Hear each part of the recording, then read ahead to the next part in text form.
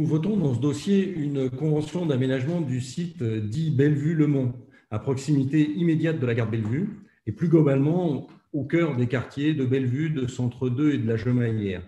Ce lieu est stratégique pour Saint-Étienne et les quartiers que je viens de nommer. Ce n'est pas la première fois que le conseil municipal parle de l'aménagement de ce lieu, se pose la question. Aujourd'hui, ces terrains sont surtout composés de terrains vagues et il est temps que les projets avancent pour l'équilibre du sud de Saint-Étienne. Sans attendre, je vous rappelle et nous rappelle la somme des aménagements en attente dans cet espace ou à proximité. Vous le savez, la région a lancé sous la mandature de Jean-Jacques Kéran le chantier de la cité scolaire Honoré d'Urfé. C'est un chantier de plus de 60 millions d'euros pour la ville que la majorité régionale sortante a heureusement poursuivi et qui sera terminé à peu près dans 1 an.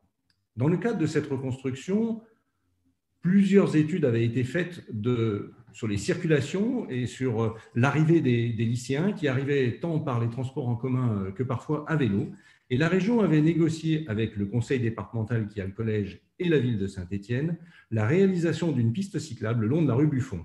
Où en est le projet aujourd'hui? Au passage, notons que certaines interprétations du dossier ont bloqué la réalisation d'une chaufferie bois à la Chauffetière qui aurait procuré un chauffage écologique tant au quartier de la Cotonne qu'à une partie de Bellevue et de Centre-deux. Et en fait, cette piste cyclable aurait été faite au droit du passage des tuyaux de cette chaufferie. Le projet que nous étudions aujourd'hui souligne et envisage d'ouvrir la gare des deux côtés, la gare de Bellevue.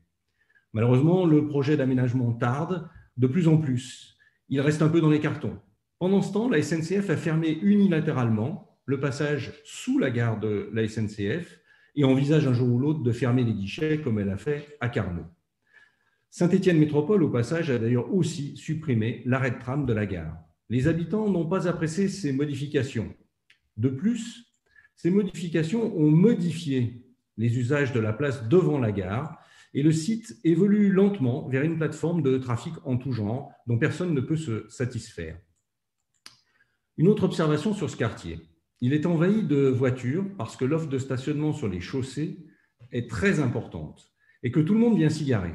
Pas forcément des gens uniquement du quartier.